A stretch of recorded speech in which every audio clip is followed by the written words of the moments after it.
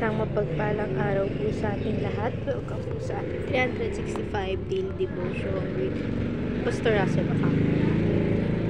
So, ang topic po natin for today ay paano suriin ang espiritu. At may concept po ito na distinguishing between spirit. Discernment of spirit primarily is the ability to judge between true and false teaching by the standard of Scripture. This may include the ability to recognize the influence of the Holy Spirit or of demonic spirit in a person. May kita po natin to sa 1 John chapter 4 verse 1. Dear friends, do not believe every spirit, but test the spirit to see whether they are from God, because many false prophets have gone out into the world. Sa Tagalog naman po, mga minamahal, huwag ninyong paniwalaan ang bawat espiritu. Sa halip, subukin muna ninyo ang mga espiritu kung sila ay mula sa Diyos, sapagkat maraming bulaang propeta ang narito sa sanlibutan. Ngayon naman po, i-share ko po yung mga natutunan ko sa naging topic po natin for today. First teaching po, their test of the spirit or spirit. So, sa first teaching po, the test of doctrine aligns with God's truth.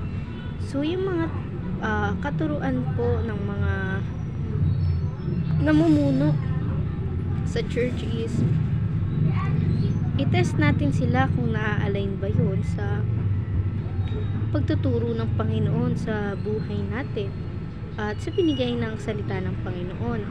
Ngayon naman sa second teaching, the test of practice reflect God's holiness. So yung mga pagpapraktisado ng mga tao or yung mga nagsasabi ng propeta sila, tignan natin kung nagre-reflect ba to sa holiness ng Panginoon, kung ayun ba ay naaayon sa holiness ng ating Panginoon. Ngayon naman sa third teaching, test of love demonstrates God's love.